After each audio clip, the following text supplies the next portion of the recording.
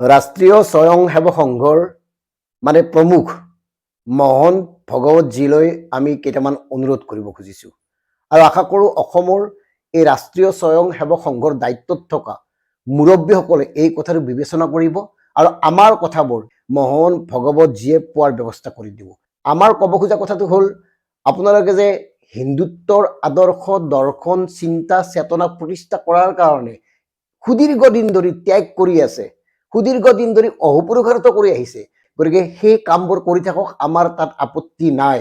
কিন্তু আমাৰ দুটামান কথা ক'বলগীয়া আছে আৰু সেই কথাকেইটা নিশ্চয় আপোনালোকে গুৰুত্ব সহকাৰে গ্ৰহণ কৰিব বুলি আমি আশা কৰিছোঁ। এইকাৰণে কৈছোঁ, বৰ্তমান চাওক, আপোনালোকে যিটো হিন্দুৰ আদৰ্শ বা হিন্দুত্বৰ আদৰ্শটো প্ৰতিষ্ঠা কৰিব খুজিছে তাত নিশ্চয় প্ৰেম আছে, ভাতৃত্ববোধ আছে, তাত নিশ্চয় মানৱতা আছে, তাত নিশ্চয় ত্যাগ আছে, তাত নিশ্চয় সহানুভূতি আছে, তাত নিশ্চয় বুজাবুজি আছে, তাত নিশ্চয় স্নেহ আছে, তাত নিশ্চয় মূল্যবোধ আছে।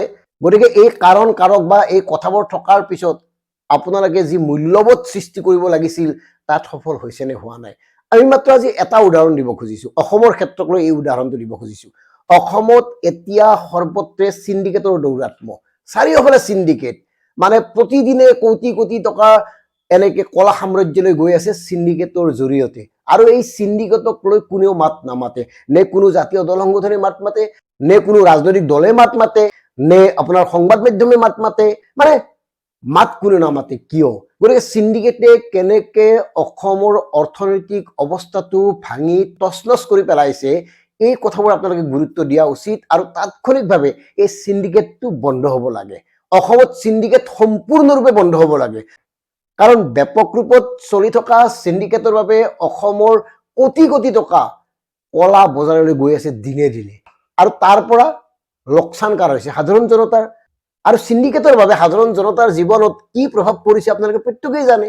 আৰু সেইকাৰণে আমাৰ এই অনুৰোধ যে অসমত চলি থকা চিণ্ডিকেটটো বন্ধ হ'ব লাগে। আৰু দুখৰ কথা কি জানেনে, এই যে ভাল কথা কয় মানুহবিলাকে, এই ভাল কথা কোৱা মানুহবিলাকেও চিণ্ডিকেটটো যে বন্ধ হ'ব লাগে আজিলৈকে কোৱা নাই। যেনে ধৰক আমাৰ প্ৰাক্তন মুখ্যমন্ত্ৰী কেন্দ্ৰীয় বৰ্তমান মন্ত্ৰী সৰ্বানন্দ সোণোৱাল ডাঙৰীয়া, তেখেতেতো শূন্য সহনশীলতাৰ কথা কৈছিল। আমি খুব ভাল পাইছিলোঁ যে দুৰ্নীতি নাই, কতো দুৰ্নীতি নহ'ব, শূন্য সহনশীলতাৰ সৃষ্টি কৰা সেই সৰ্বানন্দ সোণোৱালে আজিলৈকে চিণ্ডিকেট সম্পৰ্কত লোকসভাত মাত এটা নামাতিলে। তেখেতে নাজানে নেকি অসমত যে চিণ্ডিকেট চলি আছে? তেখেতেতো জানে, নজনাৰ কথাই নাই। কাৰণ আছুৰ লিডাৰ থকাৰ সময়ৰ পৰা এই চিণ্ডিকেট যে চলি আছে তেখেতে খুব ভালকে জানে, অথচ তাৰ পিছতো শূন্য সহনশীলতাৰ কথা কৈছে, অথচ চিণ্ডিকেট নিৰাময়ৰ কাৰণে এটা ব্যৱস্থা গ্ৰহণ কৰা নাই। কিয়?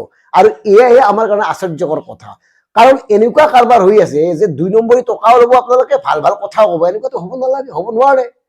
হয় আপোনালোকে সৎ হওক, নহ'লে অসৎ হওক, কিবা এটা হওক। গতিকে RSSে যি ধৰণে কাম কাজবোৰ কৰি আহিছে সেইকাৰণে আপোনালোকক অনুৰোধ জনাইছোঁ, বাকী কোনেও মাতা নাই, কোনেও নামাতে। আপোনালোকে কিবা এটা কৰক। যিহেতুকে ভাৰতবৰ্ষক হিন্দুত্বৰ মূল্যবোধেৰে প্ৰতিষ্ঠা কৰিব খোজে, গঢ়ি তুলিব খোজে, গতিকে মূল্যবোধ ৰক্ষা হ'ব লাগিলে প্ৰতিগৰাকী ৰাজনৈতিক নেতা বা জাতীয় দল সংগঠন বা প্ৰতিগৰাকী সচেতন নাগৰিকৰ মূল্যটো থাকিব লাগিব, নহ'লে কেনেকে মূল্যবোধ ৰক্ষা হ'ব কওকচোন? মন কৰক, চিণ্ডিকেট সৰ্বত্ৰে চিণ্ডিকেট। নে আজিলৈকে অসম বিধানসভাৰ মজিয়াত কিবা এখন বিল অনা হ'ল চিণ্ডিকেটৰ বিৰুদ্ধে? নানে। নে বাতৰি কাকতৰ প্ৰথম পৃষ্ঠাত ডাঙৰ ডাঙৰকে বাতৰি হ'ল? নহয়।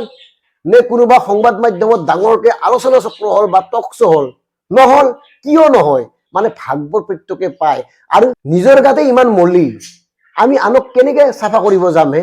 কেনেকে কম যে তোমাৰ গাত মলি আছে? গতিকে এই কথাবোৰ আপোনালোকে বিবেচনা কৰি চাওক, অসমখনক ৰক্ষা কৰক। অসমৰ সমীপৱৰ্তী প্ৰতিখন ৰাজ্যৰ মানে সীমামূৰীয়া অঞ্চলত ব্যাপক ৰূপত চিণ্ডিকেট চলি আছে। ড্ৰাগছে শেষ কৰি পেলাইছে, ড্ৰাগছে এটা প্ৰজন্মক ধ্বংস কৰি পেলালে। তাৰ পিছতো যদি আপোনালোকে কয় যে হিন্দুত্বৰ আদৰ্শেৰে ভাৰতবৰ্ষক গঢ়ি তুলিব খুজিছে, কাক লৈ গঢ়িব? যদি নতুন প্ৰজন্মক আপোনালোকে বচাব নোৱাৰে, যদি যুৱ প্ৰজন্মক আপোনালোকে বচাব নোৱাৰে, কাক লৈ ভৱিষ্যতত হিন্দুত্বৰ আদৰ্শ প্ৰতিষ্ঠা কৰিব? গতিকে একদম আমাৰ বিনম্ৰ অনুৰোধ, অন্ততঃ আপোনালোকে এই ক্ষেত্ৰত গুৰুত্বপূৰ্ণ ভূমিকা পালন কৰক। কাৰণ আপোনালোকৰ দায়িত্ব আছে, ভাৰতবৰ্ষৰ প্ৰতি আপোনালোকৰ দায়িত্ব আছে, অসমৰ প্ৰতি আপোনালোকৰ দায়িত্ব আছে। অসমত শেহতীয়াভাৱে বিভাজনৰ ৰাজনীতি কৰি যি ধৰণে ঘৃণা আৰু বিদ্বেষৰ ভাৱ বিয়পোৱা হৈছে সেয়াও এটা ভয়ংকৰ কথা।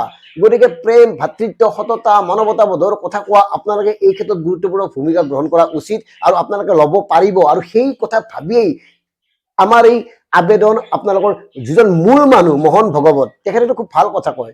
তেখেতেতো কয় ভাৰতীয় সংস্কৃতিক শ্ৰদ্ধা কৰা প্ৰতিজন লোকেই ভাৰতীয়, তাত হিন্দু মুছলমানৰ কথা নাহে। গতিকে আদৰ্শগতভাৱে বা নীতিগতভাৱে তেখেতসকলে যিবোৰ কথা কয় শুনি ভাল লাগে, কিন্তু কি হৈ আছে, হৈ থকা কথাবোৰ নিৰাময় কৰিব নালাগিবনে? হৈ থকা কথাবোৰ শেষ কৰিব নালাগিবনে?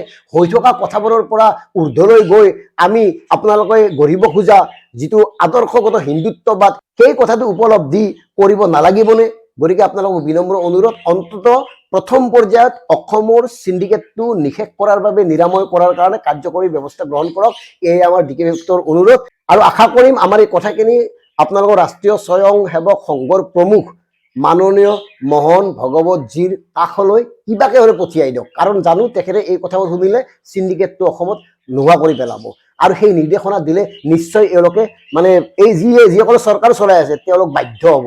আৰু এইটো অতি প্ৰয়োজন হৈ পৰিছে যে এটা নিৰ্দেশ আহক আৰু এওঁলোকে চিণ্ডিকেটটো আপোনাৰ শেষ কৰক। কাৰণ চিণ্ডিকেটত কোন জড়িত আছে, কোন জড়িত নাই, একদম প্ৰত্যেকেই জানে। কেনেকে চিণ্ডিকেটৰ ধন ক'ৰ পৰা ক'লৈ যায়, কোনখন কাকতে কিমান পায়, কোনজন মন্ত্ৰীয়ে এই চিণ্ডিকেটবোৰ চোৱা চিতা কৰে, কোন কোন সংগঠনলৈ চিণ্ডিকেটৰ ভাগ যায়, এই কথাবোৰ প্ৰত্যেকেই জানে, অথচ নকয়। গতিকে সেইকাৰণে এই কথাবোৰ নিয়ন্ত্ৰণ কৰাৰ কাৰণে, নিষেধ কৰাৰ কাৰণে ডি কে বিভক্তে আজি এই অনুৰোধটো কৰিলে। ধন্যবাদ। জয় অসম।